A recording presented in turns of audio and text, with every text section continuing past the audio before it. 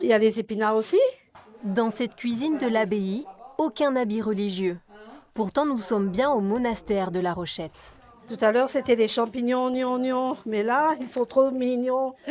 Depuis quelques années, des laïcs ont choisi de vivre aux côtés des 7 bénédictines qui occupent encore les lieux. La cohabitation se traduit aussi par des petits coups de main. On épluche, on nettoie, on fait tous les légumes pour les sœurs. C'est avec plaisir surtout.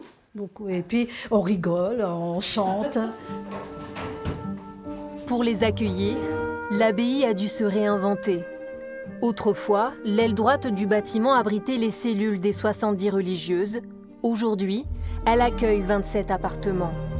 Un changement devenu nécessaire, les 7 bénédictines restantes ont dû quitter leurs anciennes chambres pour s'installer dans le château de Beauregard, le cœur de l'abbaye. Dans ces couloirs, vivent désormais de nouveaux habitants, comme Marie-Christine. Il y a plus d'1 an, elle a quitté l'île de la Réunion pour s'installer ici. J'avais envie de partir. Je voulais partir voyager. Je dis, au lieu de dépenser les sous dans un voyage, pourquoi pas aller habiter? Parce que tu te sens pas bien où tu es.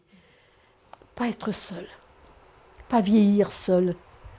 Avoir des amis autour. Des personnes de mon âge. Au-delà du cadre de vie, c'est aussi la proximité avec les sœurs qu'elle est venue chercher. Une présence discrète, précieuse au quotidien. Ce sont nos sœurs aussi. Eh oui, elles ont le sourire comme nous, elles aiment rigoler comme nous.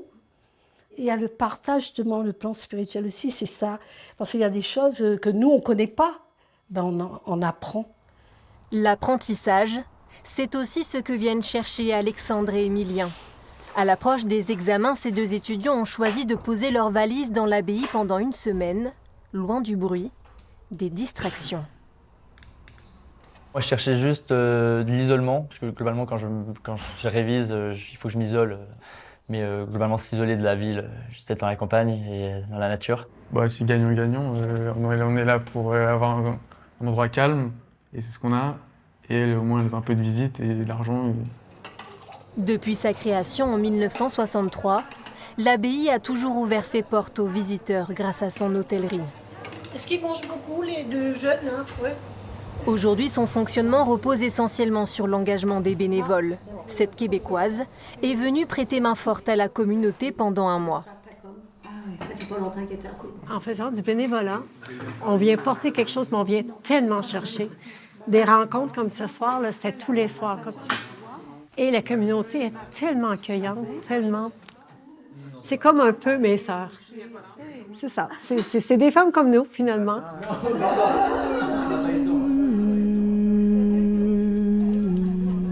L'avenir de l'abbaye reste une question ouverte. Les sœurs sont moins nombreuses qu'autrefois et les vocations se font rares. Mais une chose est sûre, les murs ne vivent plus seulement au rythme des religieuses. C'est peut-être là que s'écrit la suite de leur histoire.